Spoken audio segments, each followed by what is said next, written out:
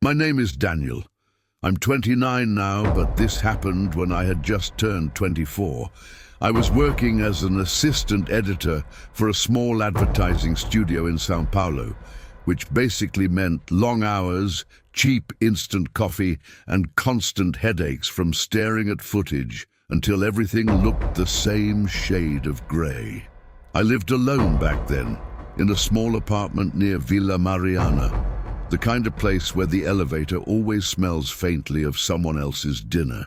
At the time, I'd gotten into this habit of watching true scary stories videos on YouTube while I edited. You know the type, titles like 3 terrifying true scary stories or 4 creepy cases that happened at night. I'd play them in the background because I liked the narrator's voice. It kept me awake during late-night edits. They felt distant, almost fictional. Bad things happen to other people in other countries, not me, not in my boring, predictable routine. The irony isn't lost on me now. I remember thinking I had nothing interesting to tell anyone. My days were spreadsheets, timelines, file names, protein bars, nothing story-worthy. And then one weekend changed everything, quietly, slowly, like a stain spreading through paper. It wasn't supernatural. It wasn't a ghost or a demon or anything people online argue about in the comments. It was a person, a real person, with absolutely nothing to lose. And I guess that's why I'm writing this here. Because what happened still doesn't make perfect sense, and maybe someone else has gone through something like it. It was a Saturday in July, winter here, but the kind of mild winter where you wear a hoodie more out of habit than necessity. I had no big plans, so I woke up late, made a lazy breakfast, and decided to take my laptop to a cafe I liked a few blocks away. They had these firm wooden chairs that weren't comfortable, but somehow perfect for working. I remember the way the morning felt, grey light, low clouds, the air smelling like rain but not delivering it. I put on headphones and edited this annoying commercial about a new juice brand that pretended to be organic, even though everyone knew it wasn't. Around noon, I got hungry and decided to walk to a small bakery a few streets over. It was the kind of place with old fluorescent lights and trays of salgados, slowly drying under heating lamps. I ordered a coccinha and a Coke Zero and sat by the window. Nothing remarkable. I scrolled through my phone, replied to a friend about maybe grabbing drinks that night.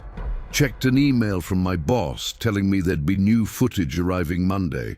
Completely normal. When I finished eating, I tossed my trash and stepped outside.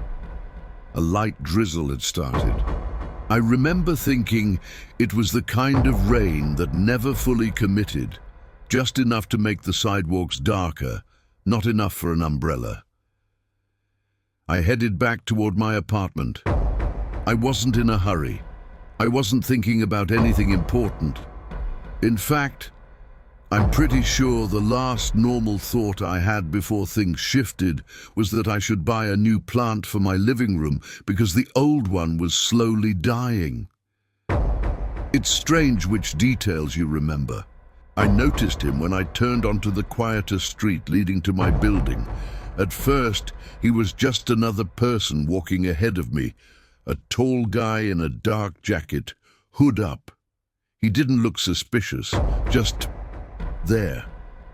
But he kept glancing back, not fully turning around, just these quick over-the-shoulder looks, as if checking for traffic or trying to recognize someone.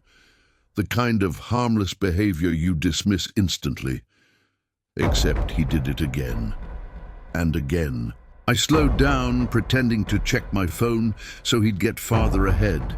But he slowed too, not dramatically, just enough that we maintained the same distance.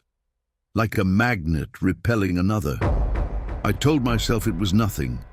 Maybe he lived nearby. Maybe he was anxious or lost. A million reasonable explanations. But something about the way he moved bothered me. His shoulders were stiff, like he was bracing for something. And every few steps, he reached up and touched the back of his neck, almost compulsively. When he turned the corner toward my street, my stomach tightened. There was no reason for him to go that way unless he lived in one of the 3 buildings at the end. I'd never seen him before, but that didn't mean anything. People move, people visit friends. Still, I waited before turning the corner. I stood there under the drizzle, pretending to read a message that didn't exist. After about 15 seconds, I peeked around the corner. He was standing still, not walking, standing, looking at a parked car, but not really looking at it. More like looking through it, like someone pretending to admire a vehicle so they wouldn't seem suspicious. I ducked back before he could notice me. My heart was picking up, but I kept whispering to myself, "Relax, you're being dramatic. Nothing's happening." But a small, cold instinct told me otherwise. I decided to take the long way home, an extra block that circled around to the other side of my building. It wasn't far, but it meant I could avoid walking past him. I made it halfway down the street before I heard footsteps behind me. Fast ones. I didn't look back immediately. I just kept walking, forcing myself not to break into a jog. The footsteps got louder, closer. Then they slowed to match my pace. That was the moment I realized it was him. A pulse of cold shot through my arms. I glanced at a shop window, pretending to look at a display, using the reflection to check behind me. He was there, maybe 15 meters back, hood still up, head slightly angled toward me as if listening. When he noticed me looking, even through the glass, he immediately looked away. Too fast, too deliberate. I started walking faster. He did too. Not enough to be obvious, but perfectly calibrated to keep the distance. My building was close now, but something in me refused to lead him directly to where I lived. I cut right instead, heading toward a busier avenue. For a second, I thought I'd lost him. I checked the reflection in a storefront. Empty sidewalk. Then I saw him across the street. He wasn't pretending anymore. He was staring directly at me, not smiling, not moving, just staring with this strange focus, as if memorizing my face. Cars passed between us, but he didn't break eye contact. That was when my adrenaline kicked in fully. I walked straight into a small mini-market near the corner, pretending I needed something. The automatic doors closed behind me, and for a brief moment, I felt safe. That feeling lasted maybe 10 seconds. I went to the window. He was standing right outside, half concealed behind one of the pillars. Watching the entrance, I pretended to browse the shelves, my hands shaking so badly I dropped a packet of pasta. The cashier, a guy barely in his 20s, glanced over. "Você tá bem?" he asked. Tem cara me seguindo," I whispered. The cashier frowned, walked a bit closer, and peeked toward the front. "Cadê?" "He's behind the pillar," I said. "Dark jacket." He looked again, longer this time. When he turned back to me, his expression had changed, tight, uneasy. "Ele estava olhando pra cá," he said quietly. I swallowed hard. "Can you, I don't know, call security or something?" "We don't have security." There was a beat of silence. "I can call the police," he offered, though he sounded unsure. Before either of us could act, the automatic door slid open. The man stepped inside, slowly, deliberately, as if he had every right to be there. Up close, I could finally see his face. Mid-30s maybe.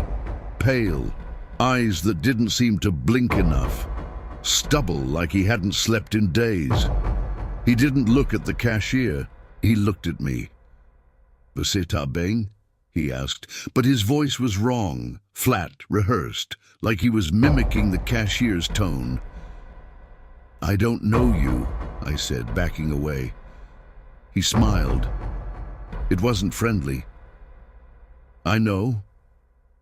The cashier moved slightly behind the counter, reaching for his phone. The man turned his head sharply toward him. "Don't call." 2 words, not yelled, but filled with something cold. Certainty, maybe. Threat. I felt something primal kick in. I bolted. I sprinted past him, shoving his shoulder with everything I had. He stumbled, cursed, reached out to grab me but missed. I burst out onto the street and ran harder than I'd ever run in my life. I didn't look back, not once. I didn't go home. I ran 3 blocks, ducked into another store, and begged the owner to let me stay inside while I called the police. They arrived about 15 minutes later, took my statement, and drove around the area. They didn't find him. They told me things like, probably a misunderstanding, maybe he wanted money, maybe he was confused, all the generic phrases meant to calm someone down. I nodded, but I didn't believe any of it. I didn't go back to my apartment for 2 hours.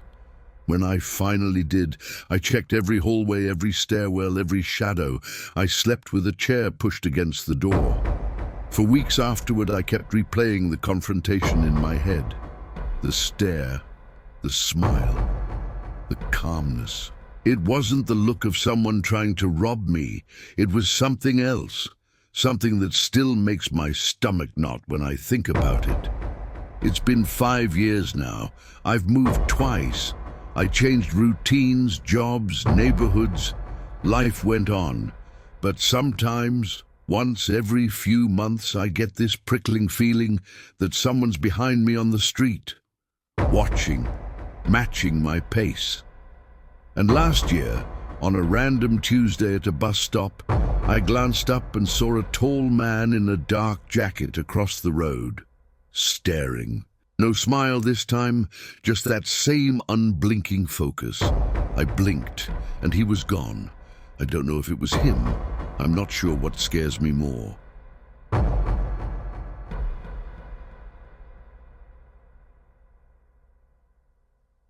I was 28 when this happened. I worked as a night inventory clerk at a grocery store just off a state highway. The kind of place truckers stopped at for coffee and gas station burritos at 3 in the morning. The job wasn't glamorous, but it paid my rent and didn't involve much talking, which suited me just fine. I've always been quiet, the kind of guy who notices little things and keeps most thoughts to himself. At the time, I lived alone in a 1-bedroom upstairs apartment behind a small strip of stores. It was cheap, close to work, and I told myself the occasional footsteps outside my door were just other tenants coming and going. This happened in October, when the air had just started getting sharp at night. My days blurred together back then. Sleep until afternoon, microwave dinner, walk to work under yellow streetlights, stock shelves until dawn, come home when the sky was pale and empty. The night everything started, nothing felt different. I remember heating soup and standing at my window while it cooled, watching headlights drag across the parking lot below like lazy comets. I checked my phone, no missed messages, no unusual calls. I put on my jacket, grabbed my keys, and headed down the metal stairwell. I had no idea that something about my routine, my schedule, my apartment, or just me, had become familiar to someone else. And familiarity, I'd learned, can be more dangerous than hate. Work was slow that night. Tuesdays always were. The store hummed with that dull fluorescent buzz that sinks into your brain after a few hours. I counted boxes of cereal, scanning barcodes, making lazy notes on my clipboard. Reruns muttered from a tiny TV behind the register. The manager sat in the office pretending to do paperwork while watching videos on his phone. About 2 in the morning, I stepped outside to take my break. It was cold enough to see my breath in small, drifting clouds. Trucks growled past on the highway in the distance, their headlights flashing through the trees like brief camera flashes. I lit a cigarette and leaned against the brick wall, scrolling through nothing in particular on my phone. That's when I noticed the man across the street. He wasn't doing anything odd, just standing under a street lamp by the closed daycare across the road. At first, I assumed he was waiting for a ride. Then I figured he might be smoking too, though I never saw a glow from a cigarette. He was tall, thin, wearing a darker jacket than the night behind him. I looked away and finished my break. Back inside, nothing stood out. Customers wandered in half asleep, paid for gas and snacks, wandered out again. Time did its slow, ugly stretch toward morning. When my shift ended at 6, the horizon was pale grey and empty. I clocked out, shoved my hands into my pockets, and started the short walk home. Without thinking, I glanced across the street as I passed the daycare. The same man was still there, same spot, same posture, facing the road. I remember telling myself, relax, he's probably homeless, or drunk, or weird. I walked faster. The dream started 2 nights later. I dreamed there was someone in my apartment, standing in the corner of my bedroom, not moving, not speaking, just watching me breathe. When I woke up, my sheets were cold with sweat, and my chest burned like I'd been holding my breath underwater. The thing about dreams is how they evaporate in the morning. Fear always fades into embarrassment by daylight. I went to work and told myself to stop being ridiculous. But that night, during my usual break, I saw him again. This time he was closer, not across the street. He stood at the edge of the grocery store parking lot, half hidden behind a rusted soda machine. His face was mostly in shadow, but I could see his mouth. He was smiling, not wide, not exaggerated, just lifted slightly, like he knew something I didn't. I stared at him longer than I should have. My stomach twisted in a way that felt instinctive, like an animal sensing a storm. When he finally turned away and walked down the road, I realized my hands were shaking. I didn't tell anyone. That's an ugly truth with fear. It makes you quiet. It convinces you that speaking will create a reality you're not ready to face. The next morning, as I unlocked my apartment door, I noticed something wrong immediately. My shoes weren't where I left them. I always kicked them off beside the door. Always. That day, they were neatly placed against the wall, straight, aligned. I stood in the doorway longer than I cared to admit, listening for breath, movement, anything out of place. But the apartment was silent, still. Smelled like old carpet and coffee. I went inside. That was my mistake. Little things began to change after that. Objects shifted. Not enough to scream intruder, just enough to whisper it. My bathroom mirror was angled differently. My couch throw blanket folded when I never folded it. Cabinets I didn't remember opening waited an inch ajar. One morning, I found a fingerprint on the inside of my bedroom window, right where someone would press their hand to peer inside. I washed it off with shaking hands. I started locking everything obsessively. Door, windows, bathroom, bedroom. I slept with the light on and the TV droning quietly, just so the silence wouldn't feel so absolute. And then I saw him again, outside my building, standing near my car, not touching it, not leaning on it, just near it, like it belonged to him. I slowed my steps, hoping he wouldn't notice me. He did. He turned when I was halfway down the block and looked straight at me. This time he lifted his hand, not to wave, to point, at my apartment window. Then he smiled again. I walked. not ran. I told myself not to run. Running makes you pray. Inside my apartment, I shoved furniture against the door like something out of a bad movie. I sat on my couch with my phone in my hand, waiting to hear footsteps, breath, movement. Nothing came, just the hum of the refrigerator, the pop of cooling pipes, and the sick certainty that someone knew my life better than I did. The confrontation didn't happen at night. That's what surprises most people when I tell this. It happened just after dawn. I woke to a soft sound, like fabric sliding over fabric. I sat up instantly. It was coming from my living room, a shuffle, slow, careful. I grabbed my phone and crept out of my bedroom. The living room light was off, but the sunrise leaked through the blinds in pale, horizontal stripes. And there he was, standing in the middle of my apartment, facing my wall, not my door, my wall, like he'd been looking at it, studying it. When he heard me, he didn't jump, didn't yelp, didn't flinch. He turned slowly. His eyes were dull, empty in a way I can't explain, like someone mimicking a human expression without understanding it. "Can I help you?" I whispered, my voice cracking over the words. He tilted his head, smiled. "You finally see me," he said quietly. I backed toward my bedroom without thinking. "Get out of my apartment," I said. Louder this time. He took one step forward, then another. "Every night you come home," he said softly. "Every night you look at your phone. Sometimes you talk in your sleep."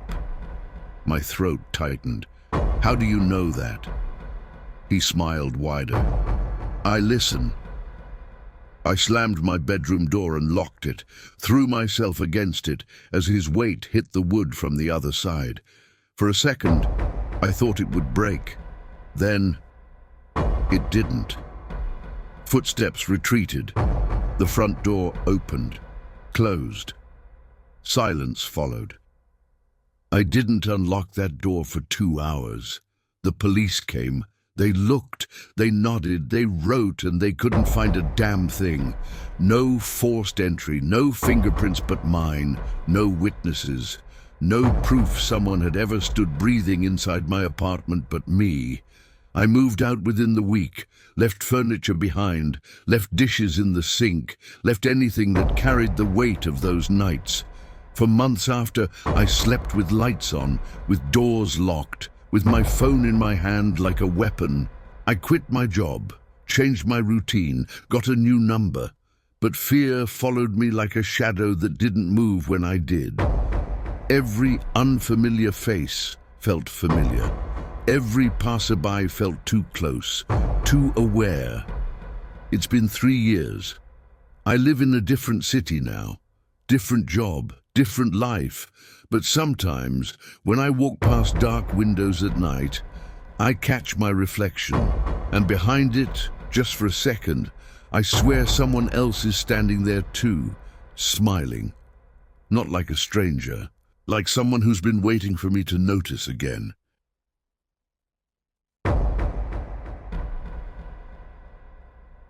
I was 26 years old when it happened. At the time, I worked the late shift as a logistics clerk at a distribution warehouse just outside the city limits.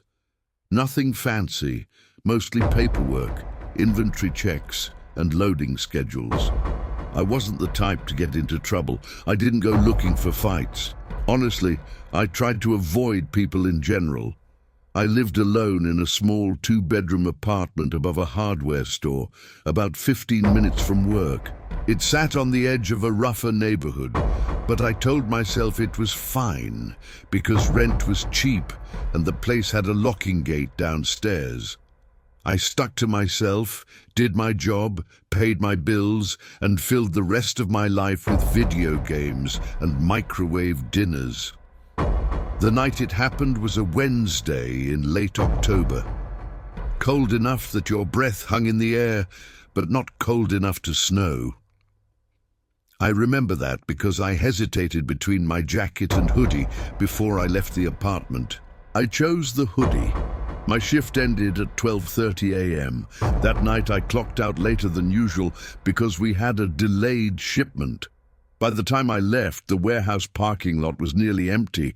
Just my car, a semi in the loading bay, and the low hum of distant highway traffic. I figured it would be another forgettable night drive home. I was wrong about that. The drive home was routine. Same cracked streets, same flickering streetlights, same closed storefronts with metal gates half rusted in place. I played a podcast quietly through one speaker, something stupid about urban myths I'd half listened to while driving. I stopped at a 24-hour gas station a few blocks from my apartment. Same clerk as always, tall guy, older with grey hair and tired eyes. "Same stuff?" he asked when I set my sandwich and energy drink on the counter. "Yeah," I said. He gave me the tired half-smile of someone who had been awake too long. We made small talk about the weather. It felt normal, boring, safe. Back in my car, I ate the sandwich like I always did, one hand on the wheel, the other unwrapping greasy paper. I texted my sister something dumb about a meme she'd sent earlier, and she didn't reply. When I reached my block, every space in front of my building was taken. I circled once, swearing softly at the windshield, and finally parked on the side of the street about half a block down. That annoyed me, but only a little. I grabbed my bag, locked my car, and started walking. That was when something tiny changed. Not a big change, not anything dramatic. Just a small feeling in my chest, like the air had shifted somehow, like stepping into a room right after someone else leaves it. I ignored it. I always did.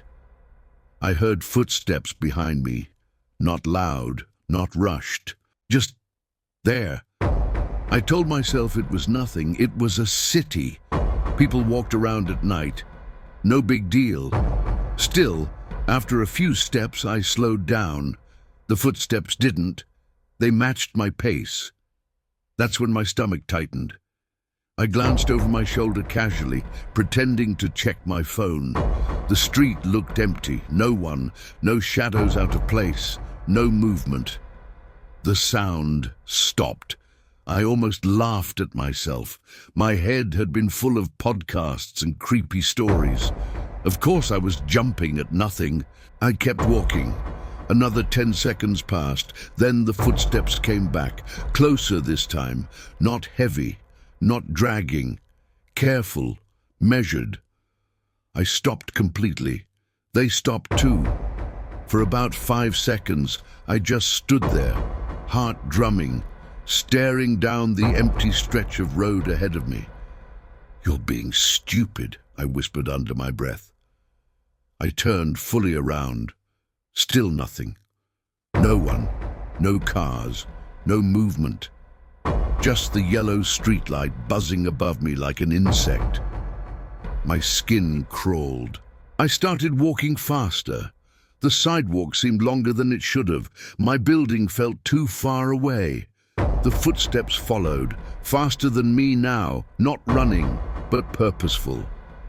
I crossed the street. So did the footsteps. That was when fear became physical, hot and thick in my throat. My palms were already slick with sweat. I pulled my phone from my pocket and pretended to scroll through it, but my screen reflected something behind me. A shape, tall, standing under a streetlight, watching me walk away. I didn't turn around again. I just walked faster, not running. Running would mean admitting it was real. My building was finally in sight. Dark brick, single glowing light above the entrance. The gate. I reached the gate and fumbled for my keys. My hands felt massive and useless. The metal jingled too loud. My heart was beating in my ears. I heard a voice behind me, low, right behind my shoulder. Don't! I spun around and slammed my back against the gate. He was closer than I thought. Close enough that I could smell something sour on his breath. He wasn't huge, but he wasn't small either. Long arms, narrow shoulders, hoodie pulled low, face mostly shadowed. "What do you want?" I snapped, trying to sound brave. He didn't answer, just stood there watching me. My fingers curled around my keys like they were a weapon. "Please," I said quietly, every muscle tight. "I don't have anything." He took a step closer. I felt trapped between iron bars and empty sidewalk. My spine pressed into cold metal. His eyes moved over my face slowly, like he was memorizing it. "You shouldn't walk alone," he said. The way he said it wasn't concern, it was ownership. I told him to back up. My voice cracked. He smiled, not wide, thin, tight. A smile that meant he wasn't here to talk. He stepped closer. I raised my keys between us. That's when he tried to grab my collar. Everything blurred after that. Training didn't kick in. Instinct didn't feel clean or heroic. It felt ugly, animal. I slapped his hand away and drove my shoulder into his chest as hard as I could. We slammed into the gate together. He grunted, and then he laughed. He actually laughed. I tried to run past him, and he caught my hoodie. It ripped. I stumbled. We went down together on the cold pavement. His weight crushed the air out of me. Hands pinned my wrists. "You're loud," he whispered. I don't remember deciding to fight back. I just did. I jammed my keys into his face and swung blindly. He cursed and reeled back just enough for me to bring my knee up into his stomach. Air left him in a wet sound. I rolled free and scrambled to my feet, but he lunged again and grabbed my ankle. I fell hard. My head cracked against the concrete. Stars exploded in my vision. I tasted blood. He pulled himself over me again, panting. His face looked wrong up close. Too calm, too focused. "This didn't have to hurt," he said. Something snapped in me. I reached out blindly and my hand closed around a rock. I slammed it into his temple. Once, twice. He screamed. I shoved him and crawled away, kicking wildly, sobbing, scrambling for the gate. The metal scraped my hands as I got it open. I looked back once. He was on his knees, staring at me, smiling again. I don't remember running up the stairs. I don't remember unlocking my door.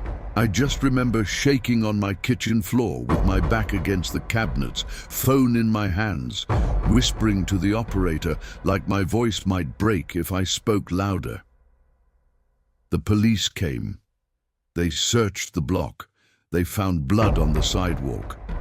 But no man, no footage, no witnesses. They took my statement and nodded sympathetically, but I could tell by their eyes that it was already filed away as another street incident. They bandaged my head, took pictures of my hands. Then they left. I didn't sleep that night or the next. The bruise on my skull lasted weeks. The fear stayed longer. It's been 3 years. I don't walk alone anymore. I don't wear hoodies anymore. Sometimes when I'm half asleep, I still feel weight on my chest that isn't there. A few months ago, someone slid a note under my new apartment door. No name, no stamp, just one sentence written in messy ink. "You ran faster than I thought." I graduated high school in 2017.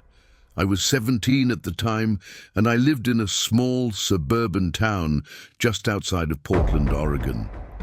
My graduating class wasn't big, around 120 people, so everyone knew everyone, at least by face.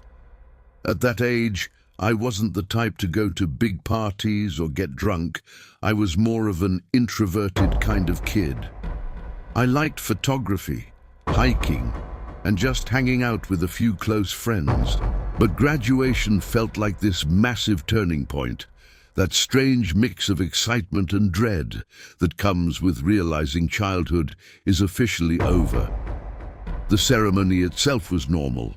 Hot June afternoon, families fanning themselves with programs, teachers trying not to cry. My mum took 1,000,000 pictures afterward, me holding my diploma, my arm around my best friend Claire, who was heading to college out of state.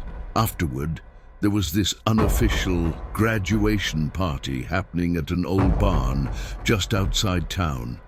Everyone was going, even the quiet kids. Claire begged me to come. She said it was our last night to hang out before she left for Washington. I remember hesitating because I had work early the next morning, but something in her voice made me say yes. If I had known how that night would end, I would have stayed home. The barn was about 15 minutes out of town, down a long gravel road surrounded by pine trees and farmland. It belonged to someone's uncle, apparently. One of those places that people use for parties because nobody lived close enough to complain about the noise. I got there around 9:30 p.m. The sun had just dipped below the tree line, and the sky was that deep blue you only get in early summer. Cars were parked haphazardly along the dirt driveway, trucks, beat-up sedans, a few Subarus. I parked near the edge of the field and texted Claire. Here. Inside, the barn smelled like hay and stale beer. Someone had hung string lights across the rafters, and music thumped from a portable speaker. People were dancing, laughing, playing drinking games on makeshift tables. It was chaotic but harmless. Claire found me almost immediately, dragging me into the crowd. We danced for a while, took pictures, and sat outside on the back steps with a few others when it got too hot inside. I remember how calm everything felt, how peaceful the air was compared to the noise inside. Around 11:02, a few people started a bonfire in a field behind the barn. We all migrated out there, forming circles on the grass. It was that golden kind of night, the type you think back on later and realize it marked the end of something you didn't know was ending. At least, that's how I thought of it, until I noticed him. He was standing on the edge of the firelight, just far enough that I couldn't see his face clearly. At first, I thought he was just another classmate, maybe one of the older siblings who'd tagged along, but something about him seemed off. He was dressed too neatly, dark jeans, clean shoes, a button-up shirt, not like someone who planned to spend the night in a dusty barnyard. He wasn't holding a drink, wasn't talking to anyone, just standing there with his hands in his pockets, facing the group, but not really watching anything. I tried to ignore it. There were plenty of people there. Maybe he was just shy. But every time I glanced back toward the tree line, he was still there. Same position, same posture.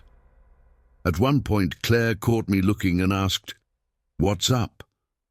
I pointed, but when she turned, he was gone. She shrugged it off, laughing. "You're just paranoid, dude. Maybe it's one of Tyler's cousins or something." Still, the image stuck in my head. The way his face had been half lit by the fire, motionless, blank, like he was observing instead of participating. Later, when we went back inside to dance again, I saw him through the window, standing near my car. That's when the first real wave of unease hit me. I told myself maybe he was just walking to his own car, maybe it was nothing, but the knot in my stomach wouldn't go away. Around midnight, I decided I'd had enough and told Claire I was heading out. She tried to convince me to stay a bit longer, but when I told her about the guy, her smile faltered. "Want me to walk you out?" she asked. I said no, I didn't want to make it a thing. That was a mistake. The night air had turned colder and fog was beginning to roll over the field. My car was parked near the edge of the tree line, and the further I got from the barn, the quieter it became, the bass from the music fading into a dull, distant pulse. I clicked my key fob. The headlights flashed, cutting through the dark. For a second, everything looked normal. Then I noticed footprints, fresh ones, in the dirt beside my driver's door. Not tire tracks. Footprints. I froze. My heart started hammering, but I forced myself to look around. The fog made everything look alive, shadows moving, branches shifting. I unlocked the door quickly, got inside and locked it. The engine sputtered before starting. As I put the car in reverse, my headlights illuminated something by the edge of the trees. A man, standing perfectly still, facing me. It was the same guy. I didn't even think. I slammed the car into drive and tore down the gravel road, dust cloud trailing behind me. My hands were shaking so badly I almost dropped my phone trying to call Claire. She didn't pick up. I texted her, "There's someone out here. Don't leave the barn." When I finally reached the main road, I forced myself to breathe. Maybe he was just some random drunk guy who'd wandered off. I told myself that over and over, but halfway home I noticed headlights behind me. At first I thought it was just another car. The roads weren't empty yet. But then it turned when I turned, slowed when I slowed. It was following me. The drive from the barn to my house took about 15 minutes, but it felt like hours. Every time I glanced at my rearview mirror, the same pair of headlights glared back. The car kept just enough distance that I couldn't make out the driver's face. I thought about pulling over at a gas station, but there weren't any open ones on that stretch of road. I thought about calling 911, but part of me was afraid it'd turn out to be nothing, that I'd sound crazy. When I reached the intersection that led either home or toward the highway, I made a last-second decision and turned onto the highway instead. The car followed. That's when the panic truly set in. I pressed the gas pedal hard, hitting nearly 80 mph. The car behind me matched my speed. Its headlights flashed once, almost like a signal. I don't know what came over me, but I veered off the next exit toward an old industrial area. Warehouses, dark parking lots, dead ends. I figured if he kept following me there, I'd know for sure. He did. I pulled into an empty lot, slammed on the brakes, and jumped out, leaving the engine running. "What the hell do you want?" I shouted into the night. My voice cracked, echoing off metal walls. The other car stopped about 20 yards away. The driver's door opened slowly, and out stepped the same man from the fire. The neat clothes, the blank face. He didn't say anything, just stood there, staring at me. I backed up toward my car, trying to memorize his features. Mid-30s maybe, short hair, no visible expression. Then he spoke. "You shouldn't drive alone at night," he said softly. His voice was calm, almost gentle. I got in the car and locked the doors. He took one step closer. I threw it into reverse, tires screeching, and sped off. When I looked in the mirror again, he was standing exactly where I'd left him, motionless. I didn't stop driving until I reached my driveway. I didn't sleep that night. I kept replaying it all in my head. The firelight, the footprints, his voice. In the morning, I told my mom everything. She insisted we go to the police, so we did. I gave them a full statement, description, car, everything I remembered. They said they'd checked nearby cameras, but since he hadn't technically done anything illegal, there wasn't much they could pursue. That part stung the most. For weeks afterward, I jumped every time headlights appeared behind me at night. I started avoiding back roads entirely. Claire called me every day for a while, but eventually we stopped talking as much once she moved. Life just moved on. Still, sometimes I wake up thinking, I hear gravel crunching outside my window. It's been almost 8 years now. I'm 25, living in a different city, working as a photographer. I thought I'd left it all behind. That maybe it had just been a weird, random encounter. But last month, I shot a small-town wedding near my hometown. When I went through the photos later, I noticed something in the background of one of them. A man standing by the edge of the trees. Same neat clothes, same blank stare, same face. I still don't know who he is, and I never want to find out.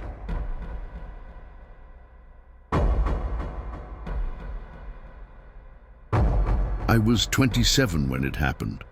At the time, I worked as an overnight inventory clerk for a hardware store just outside a smaller town in southern Ohio.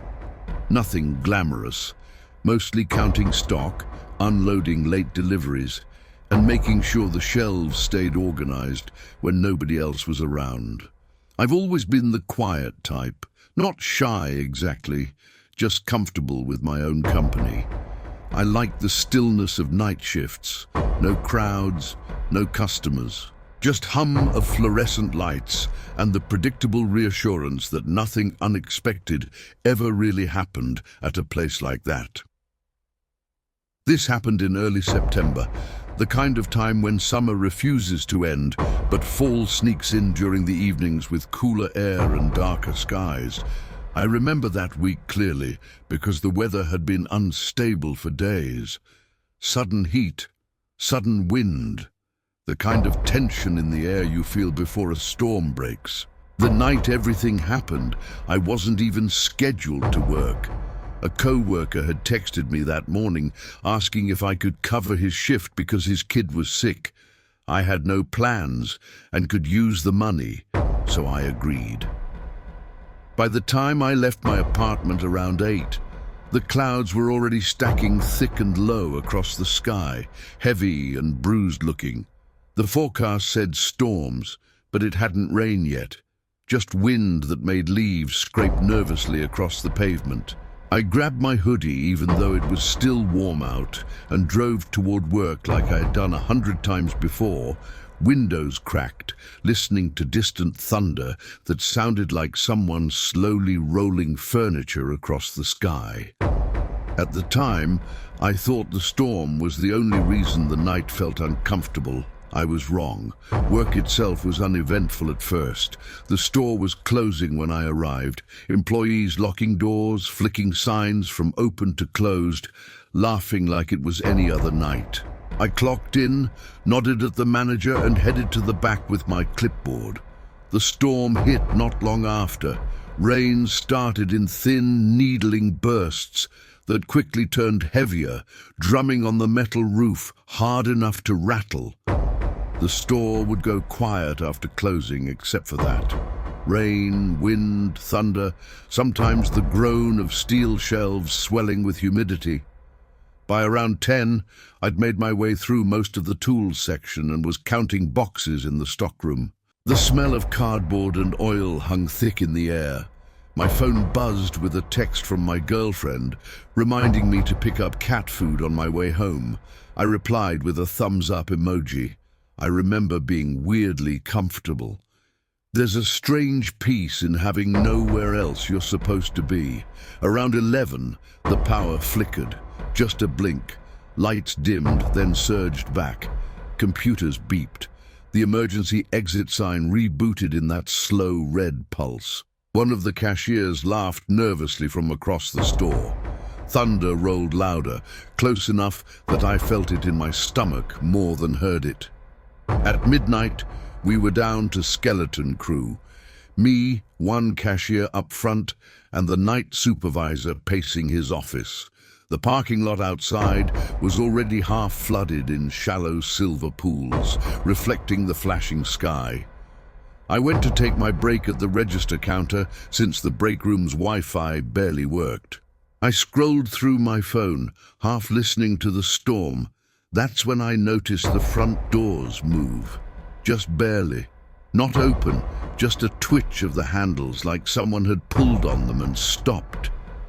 I figured it was wind. Nothing strange about wind during a storm, but I looked anyway, and the parking lot was empty. I stood there longer than I should have, staring out through the glass at the rain-swept lot. The floodlights buzzed overhead, casting long reflections across the asphalt. Sheets of rain warped everything. The cars, the road, the glowing gas station across the street. Nothing moved. I chalked it up to pressure change from the storm messing with the doors. Still, when I went back to counting boxes, I kept glancing toward the windows. About half an hour later, it happened again. This time, it wasn't subtle. The handle on the main entrance jerked. Hard. I stopped writing mid-number. The cashier looked up too and asked, did someone just try to come in? I walked closer to the doors, my boots sticking slightly to the tile from tracked-in rain earlier. Outside, rain poured down hard enough to blur vision at anything beyond the front row of parking spaces. I checked for silhouettes. Nothing. No cars pulling in. No figures running for cover. I shrugged, trying to sound sure. Storm pressure, probably. He nodded but didn't look convinced.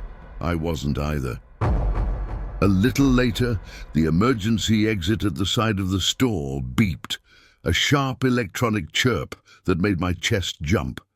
Then it stopped. The supervisor checked the panel and muttered something about moisture or faulty sensors. I told myself how stupid it would be if I let a thunderstorm make me paranoid. But somewhere in the back of my head, a quiet little part of me kept whispering that something about it felt deliberate. Rain doesn't rattle doors twice. Rain doesn't trigger sensors exactly once. When my shift finally ended around 2 in the morning, I almost asked if someone could walk me to my car. I didn't, because that would have made it real. The rain had slowed to an aggressive drizzle by the time I stepped outside, but the wind was still thick and pushing from all directions. Water slid down my hood as I jogged to my car, keys clenched between my fingers like it might matter.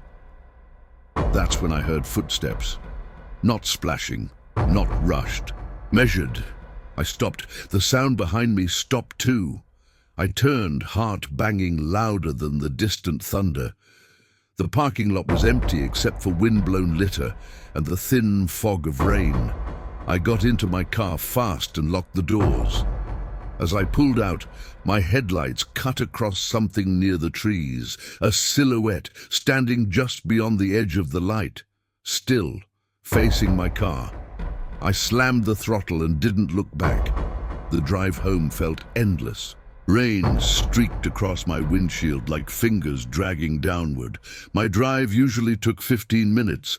That night felt like an hour. I kept checking my mirrors. At first, nothing. Then I saw it. Headlights. Way too close. They stayed behind me through every turn. It didn't matter where I went. They went too. When I slowed, they slowed. When I sped up, they stayed exactly the same distance behind me. I tried turning into a lit gas station. They passed right by. Too clean. Like they didn't want to be seen following me anywhere public. I convinced myself I was overreacting until I turned onto my street, and the headlights turned with me. I didn't pull into my apartment lot. I parked 2 houses down, killed my engine, and sat in the dark. The car behind me rolled past slow, then stopped. My doors were locked. My phone was in my hand, already unlocked. The driver's door of the car behind me opened. I held my breath. A man stepped out. Mid-30s maybe. Hoodie soaked dark from rain. Face half-shadowed. He started walking toward me, not rushed, not uncertain, like he knew exactly where I was. I cracked my window just an inch. "Can I help you?" I asked. "Oh," he said softly, like we were old friends. Good. You do talk. Every instinct screamed at me to drive. He stepped closer. Rain dripped from the edge of his hood onto my door. You dropped something, he said. I stared at him, confused. I didn't... He cut me off. At the store. You didn't notice when you dropped it. My skin crawled. What did I drop? His eyes flicked toward my passenger seat, then back to my face. Your routine. He smiled. Small. Empty. I shoved the car into gear. Tires screeched wetly as I tore forward. In my mirror, I saw him standing there, rain soaking into him, expression completely flat now. His phone in his hand, lighting up my street. I spent that night at my girlfriend's place without explaining much, just enough to sound serious but not insane. We didn't sleep. The next day, I filed a report. There had been no cameras behind the store that night. The parking lot camera malfunctioned due to the storm. The street I lived on didn't have working footage either. The car I described, too common. No license plate, no recognition. Just a half smile in my memory and a voice that sounded like he'd already known me long before I knew him. I changed locations for work not long after, moved apartments, changed my schedule, double-checked locks. For weeks, every headlight behind me made my chest seize. Storms still make me uneasy, but not because of thunder. It's been 2 years. Nothing else has happened. No messages, no sightings. But last month, during another heavy storm, my phone lit up from an unknown number. No text. Just a photo, a wet parking lot, shot from inside a building, same store, same angle, and my car in the frame, parked, that night.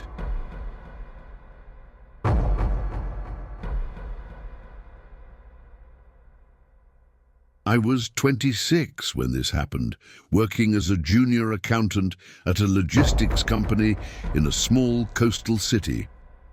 My life at the time was painfully ordinary. I lived alone in a second-floor apartment above a bakery that smelled like sugar and burnt coffee every morning.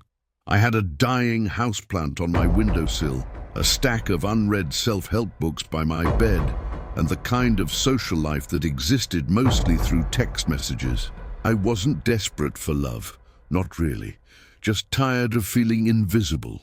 I had been on a dating app for about 3 months, going on the kind of dates that evaporate within days. Coffee that never turned into dinner, dinner that never turned into a second text. No dramatic breakups, just silences. Then I matched with Evan. His profile was normal, too normal, honestly.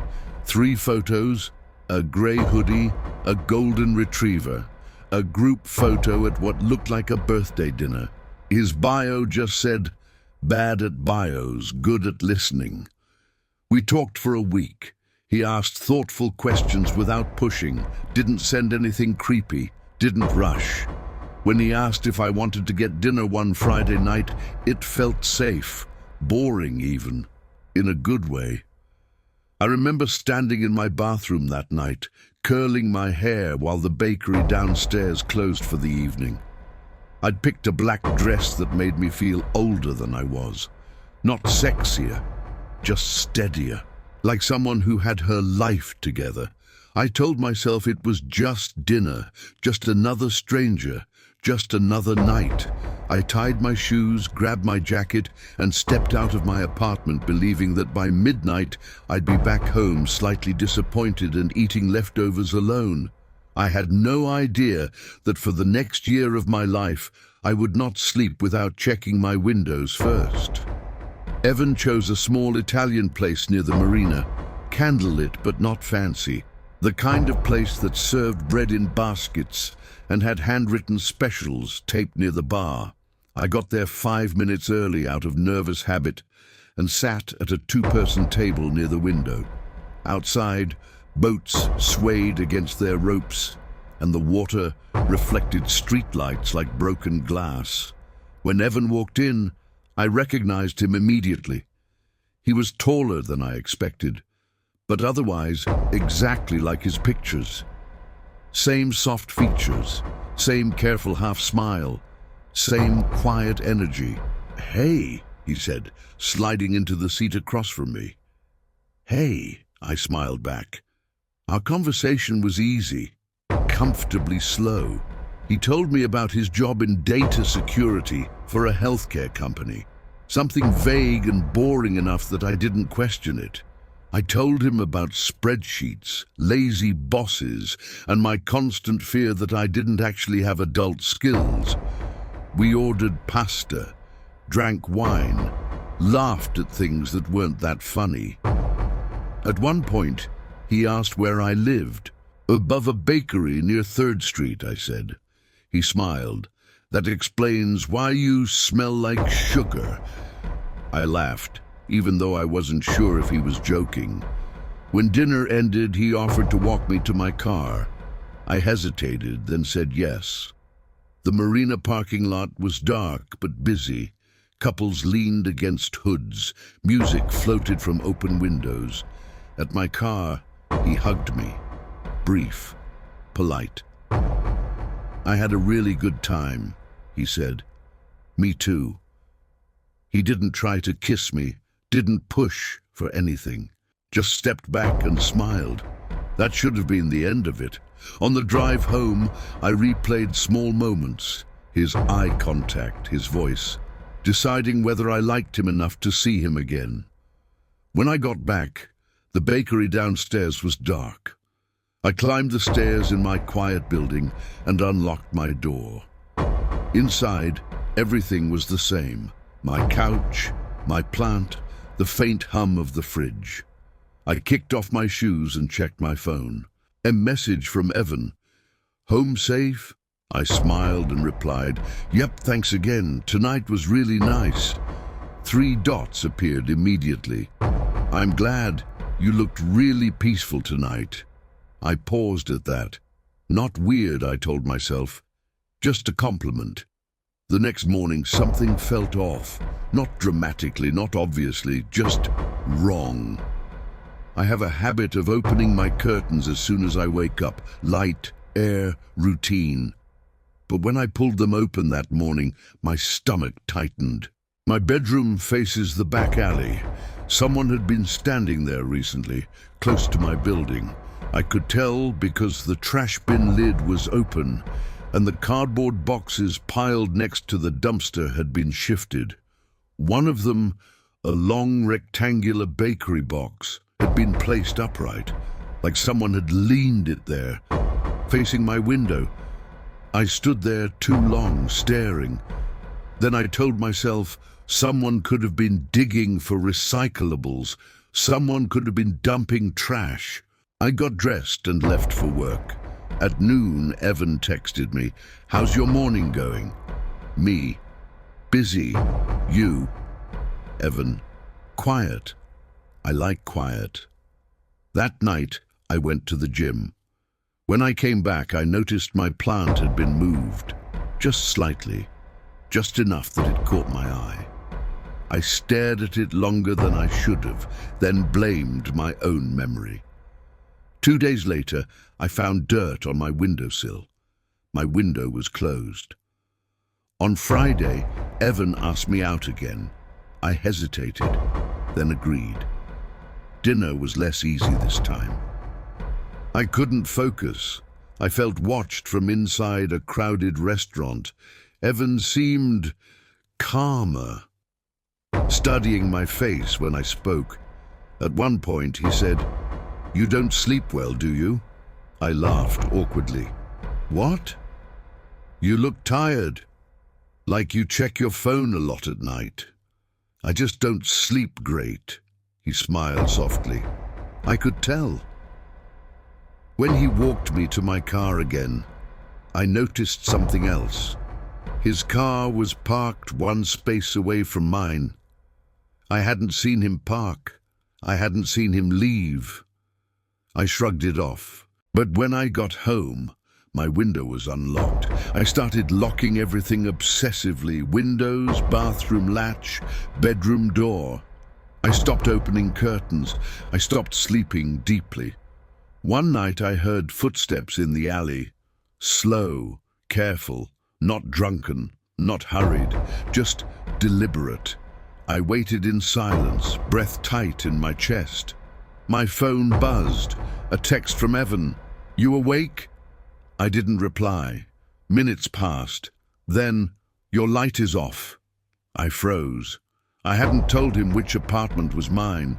That was the first time I checked the alley again and saw a figure standing in the dark, too close to my building, too still. My heart roared in my ears. I ducked away from the window and locked myself in the bathroom. Another text. "I like your apartment." I didn't know what to do. I called a friend. She didn't answer. Then my door handle rattled. Once, twice, then stopped. I stayed in that bathroom until sunrise. When I finally checked the door, nothing was damaged. Nothing was gone, except my spare key, which I kept taped behind a loose pipe under the sink. I stopped answering Evan. Messages piled up. "You don't have to pretend. I was just protecting you. You left your window open. I fixed that." The last message chilled me. "You shouldn't hide from someone who already knows you sleep on your side." I went to the police. They shrugged. No break-in, no proof. "He's just a guy who likes you," the officer said. 2 nights later, I heard my lock turn. Not rattle, turn. I grabbed my phone and hid behind my couch. Footsteps entered, soft, familiar. Then his voice. "I knew you'd come back." I held my breath. He walked around slowly, touching things, my bookshelf, my jacket. Then my phone buzzed. A candle flickered nearby. Shadows jumped. Footsteps moved toward me. I bolted for the door. He lunged, missed my arm. I slammed into the hallway screaming. Neighbors poured out. He vanished down the stairs. Police came this time. Actually came. They found fingerprints. Not his. Fake name in the app. Fake job. Fake life. I moved within a week, changed my number, deleted every dating app. Police never found him. My building installed cameras. Nothing ever showed him returning. But I didn't sleep for months. Every sound felt real. Every shadow breathed. The idea that someone could learn me better than I knew myself. By watching through glass, it broke something in me. I still live alone. Still check locks 3 times. Still freeze when I hear footsteps behind me. A year later, I got a new phone. Same number, transferred contacts. I didn't expect anything to come in. But one night, after work, a notification appeared from an unknown number. Just one message. "You still sleep on your side.